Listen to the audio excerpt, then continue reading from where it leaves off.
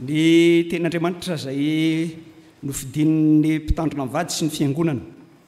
ho fankalazana an'Andriamanitra noho ny amin'ny faha-efapolo taona mahampitandrina sy ny 5 taona ny arahana ny asa dia ny apokalipsy toko 2 ny 10 tapany farany zao no vakan'izany teny zany amin'ny anaran'i Jesosy Kristy tompo aoka ho mahatokihatra amin'ny fahafatesana ianao dia omeko anao ny satroboninahitra fiainana. Eto mpanomboana izao toroteny izao dia miara manatitra ny fiarabana ho an'ny pasteur mivady sy ny fiangonana manontolo satria fety iaramanana ty eo ny faha-efapolo taona mahampitandrina anareo zay ny antso ny tompo anareo ary ny 10 taona amin'izany dia eto dia inona koa fa dia eto nareo no mamarana izany ka dia ho aminareo ny fiadanana. Ity teny faneva zay ndray sy ny mpitandrina mivady sy ny fiangonana ity dia mampahatsiaro tantara anankiray lehilahy zay teraka tsy tonga volana. Rehefa tsy tonga volana moa izy zany dia nanana ny fahasembanany teo amin'ny toe-batany.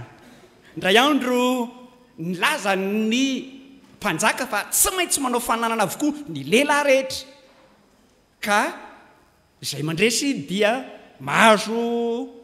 loka azay resy dia ho akoraina ka ny lalao voalohany dia lehilahy mifanala azakazaka mifaninana miazakazaka ao anaty fotaka dia nalahelo mafy ty lehilahy ty hoe ity mpanjaka ty dia tena amely fantany fa tsy tonga voalohana aho ary manana olana kely eo amin'ny tongotro satria kapitsaka kely zay le tovolahy kinanjo rehefa natao tokoa ny azakazaka ny olona normal rehetra tsy afaka mandeha tao anatin'le fotaka fa izy noho ny izy le kapitsaka ty tonga dia aingana be mihitsy ny fitsambikinany tao anatin'le fotaka fa efa tena lasa zatra izy dia izy ny nazy voalohany izy le nieritreritra ho farany kinanjo izy ny voalohany dia nandeha ndray tao anatina zava-maneno be dia misy mpibaiko anankiray ery aloha ery satria tsy fandrenesana n'le teny ataon'le mpibaiko dia tanany fotsiny no nihetsiketsika tsisy nahafantatra koa inona ny tian'ilay mpibaiko tery aloha ho lazaina fa izy mantsy ity lehilahy ty dia lalidalovana ka tsy mandre tsara ahavanany ery izy satria nahita ny fihetsiketsehany tanan'lay nanome baiko azy tao anatin'ny orakoraky ny zava-maneno samihafa ka na dia niferitraina ary izy hoe za ty tsy maheno dia izy ndray ny voalohany satria efa zatra ny baiko tanana ary teo anoloanan'le zay fandresena zay dia nahazo loka izy ny voalohany faly ny olona fa ny mpifaninana tamin'ny kosa dia tezitra ary dia nalahelo dia rehefa teny ampidiana avy ny orana ny elan'ny olona sotasota izy dia nalahelo izy dia nitomany izy tao anatin'le orana teny ampandehanana mody dia teo ndray izy no misaotra an'Andriamanitra misaotra anao Andriamanitra fa tsy fantatry ny olona mihitsy hoe mitomany alahelo malahelo satria mifangaro ny ranomasoko sy ny ranon'orana dia tahaka an'izany ry havana malala ity hitako eto ity amin'ity soratra masina izay nofidiana ity ka dia ampitaiko aminareo eto fa aoriana ny sotoroteny izao dia hahatsapa ny rehetra fa misy ny fisiana voalohany ary misy ihany koa ny fisiana faharoa dia anjaranao misafidy na hijanonao ny fisiana voalohany ianao na andehany amin'ny fisiana faharoa zany mantsy no isan'izay mahafaly manana an'Andriamanitsika manome safidy atsika dahoary akao amin'ny soratra masina amin'izay isika zao no ambara amin'ity taratasy ho an'ny fiangonana atao Smirna ity izy moa ny manoratra dia zao ny voalaza ao izy ary soato ho an'ny anjelin'ny fiangonana any Smirna izao no lazainy ny voalohany sy ny farany zay efa maty rehefa velona indray eto amin'ity teny ity zany dia atserovana ny fisiana voalohany sy ny fiasiana farany tsy mitovy ry havana malala ny hoe izaho no fiandohana sy ny fiafarana na ny hoe izaho no alfa sy omega tsy mitovy amin'ity teny hoe voalohany sy ny farany ity raha ny teny grika zay niangana raha milaza mantsy hoe za no alfa sy omega dia ao anelanelan'ny alfa sy omega zany mbola misy be deaibe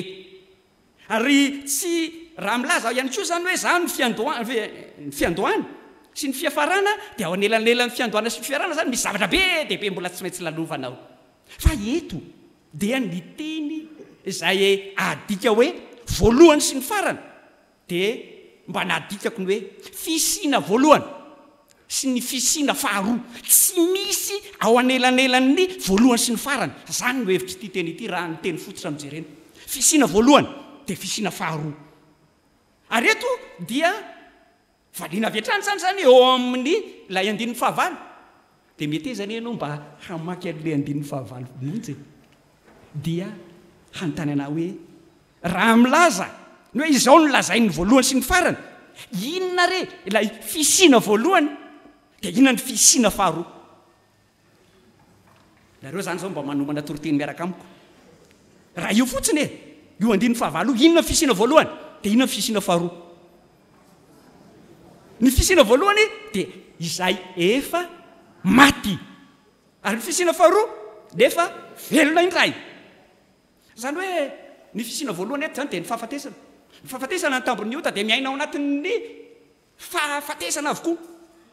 dikan'izany hoe ny famonjenantsika dia tsy maintsy miainga teo amin'ny fahafatesan'i Jesosy Kristy ary ny antony zany dia tsy misy afa-tsy ilay fisina faharoa dia ny ahavelona tsika indray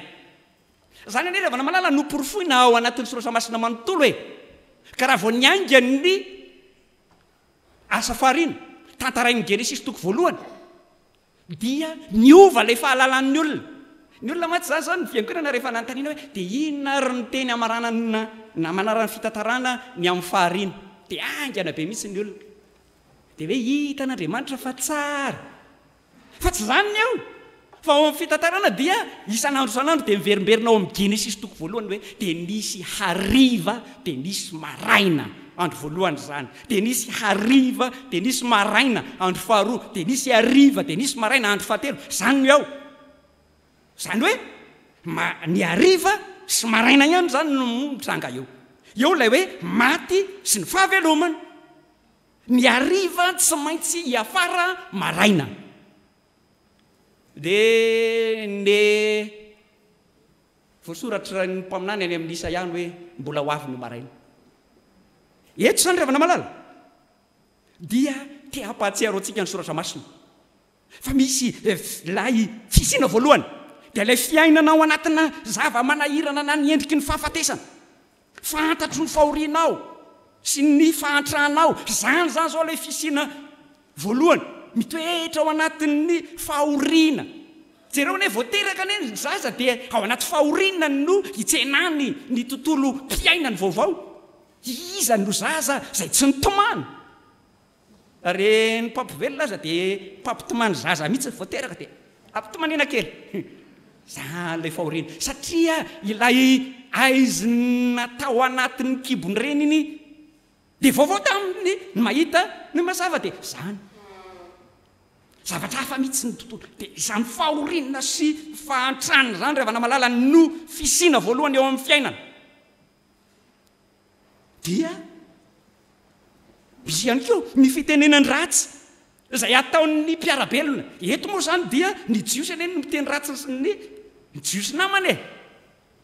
tahaka ny hoe misy fitenenany ratsy ataon'ny mpitandrina mpitandrina satria fa efapolo taona mampitandrina moety zany zao mafy zany pastera jerena ho ny adven'ny pastera eto sotro fitiavana iza ny adven'ny voalohany pastera koa ony za hitako aza misy fa zany ilay endriky ny fisina voalohany ary pastera tsika pastera nena kamaroantsika mahafantana an'izany tsara lasa le raha zao moa zany reo anatin'ny fifidianana diakona tena manahirana fantatro ny fahasarananareo pastera satria tonga ny olona dia ampifanatreny amin'ny pastera hafa zao ny atao ary ka maninona raha mba zao ny ataontsika pastera fa nga ianao rerina no any fa ny ariany ohatran'izao hoe dia ampiadiny kristianina amintsika samy pastera sika betsaka zany lay fisina voalohany izay fitenenan-dratsy dia eto ary dia misy ary no efa ampahoriana fatratra tahaka ny izay alefa any an-tranomaizina mihitsy zany de mandeha amin'ny fiainantsika tsirairay avy tsika revana malala eo latrian'izany iza moa amintsika no tsy mitoetra amin'izany fisina voalohany zany zay endriky ny fahafatesana eto zava-manahirana samy hafa ny zavatsarotra iainana rehetra misaotra an'Andriamanitra fa tsy ny tantara tsy hany 4 taona no nandeha aloha fa raha ny tsy hany 4 taona zay mbola ho lazaina eo no mandeha voalohany eo hitako tsara mihitsy nanaovana an'ity satria de tena tsy nandeha ho azy ny asa mahampitandrina tsy mandeha ho azy ny asa zay tanterahan'ny mpanompon'Andriamanitra zay voafidy ianareo diakonareo ve de mieritreritra fa mandeha ho azy ny fanompona ataonareo voatongonareo ny hoe ny diakona dia lay mpanompon'Andriamanitra izay manao ny asany amin'ny fifaliana amin'ny tena fiainana za moa raha manazava ny antsoina hoe diakonos io dia ny atsotra kely fanompona tahaka ny ataon'ny vehivavy izay miteraka ataony ho an'ny zanany za ry havana mbola tsy nahita renim-pianakaviana ka ny feritraina nampinono ny zanany ty zanako tiako nonosy ao sy mbola nahita an'izany aho fa jereo tsara ny le zazakely tsy maninona zao de tovana no sakafo jaza atrany zany lay fanompona de raha mba misy ny olona izay vonina ho amin'ny fanompona le diakona zany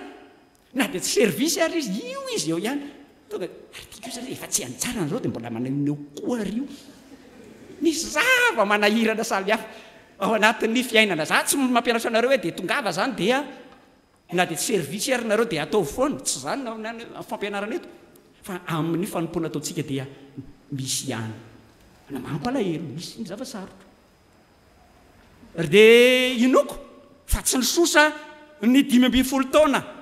zay nentina nitondranareo teto ry pasteur mivady fata zany fa tsy nisosa misy zava-manahirana samy hafa zany lay fisina voalohany zany lay endriky ny fahafatesana fa ny fanontaniana dia ny hoe iza amintsika ary no hipetraka amin'izany fisina voalohany zany satria nalay Andriamanitra miteny eto hoe zany voalohany sy ny farany dia ilay fahafatesana iza reny mbola hitoetra ao eo ny zava-dehibe amin'ity teny ity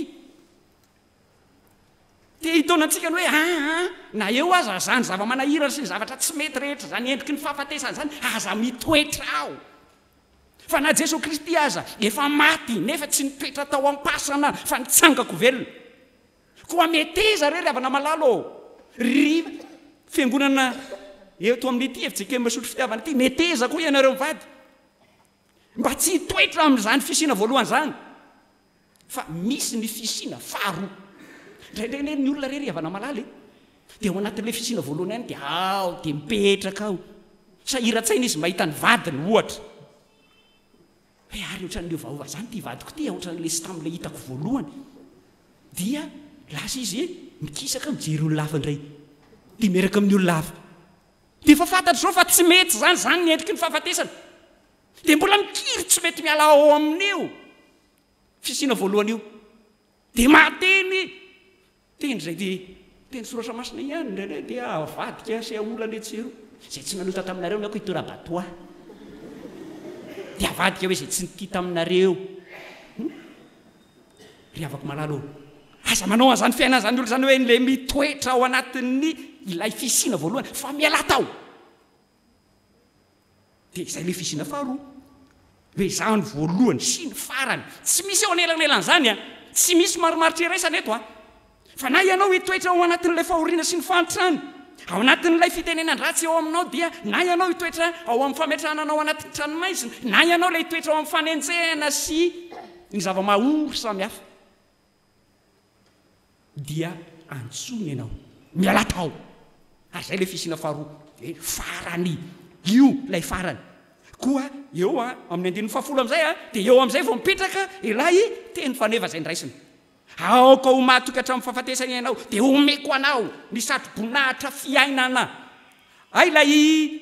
fisina faharoa dia lay fiazonana ny famonjena zay efa namonjeny Jesosy Kristy antsika lay fiazonana ny fahavelomana zay efa namelomany Jesosy Kristy antsika efa nandresy ny fahafatesana Jesosy Kristy dia ho mpandresiko isika rehetra ravana malala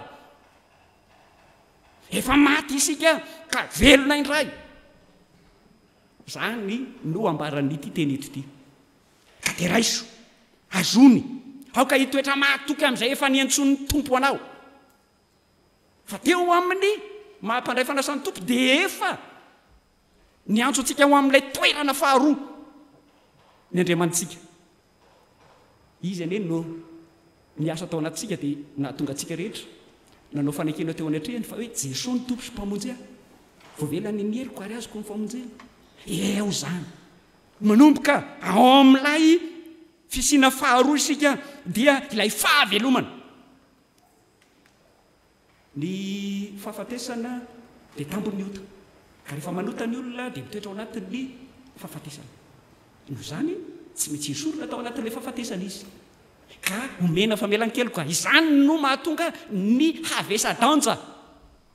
an'ilay teny ambara eo amin'ny famelan-kelo ka hoe no zany dia amin'ny anaran'i Jesosy Kristy tompo zany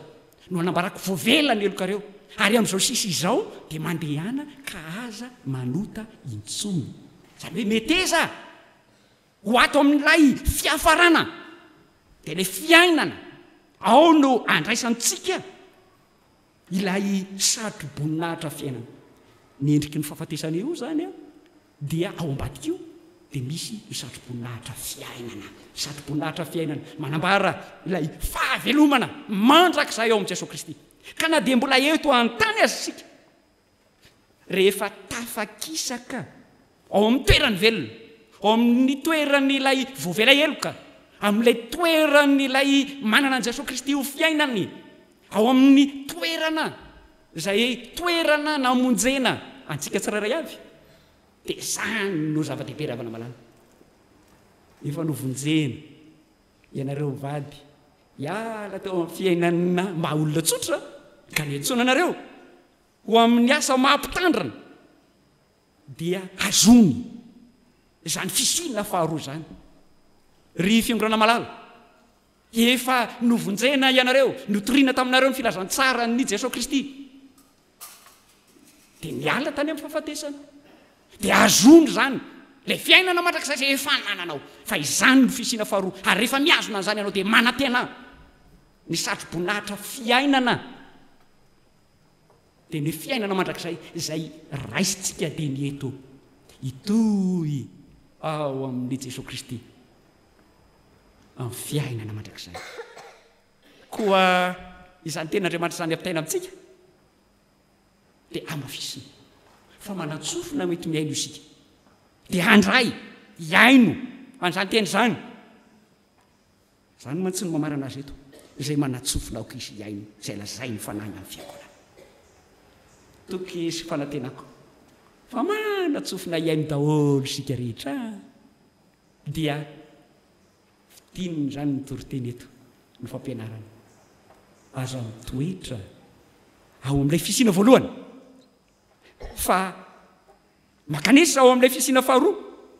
dia mitoera tsara ao amin'izany fisina faharoa zany dia ilay efa famonjena ka na inona endrim-pahafatesana dia manana toky sy fanantenana isika fa efa mpandresy manana ny fiainana dia ny eto amin'ity zao tontolo izao ity batrany amin'ilay efa nampanantenantsika ny hoe ho avy indray dia andray nareo any ambiko io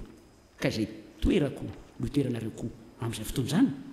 dia tsy ho simba ny fahafatesana faharoa isika ho an'Andriamanitra rerana ny voninahitra vao amintsika kosa ny fahaiza mifidy ny ikisaka ao amin'izay efa namonjenantsika hiazona izany famonjena izany hatramin'ny farany dia handray ny satroboninahitra fiainana satria izy no efa miteny hoe aoka ho mahatoky hatramin'ny fahafatesana ianao dia homeko anao ny satroboninahitra fiainana amen.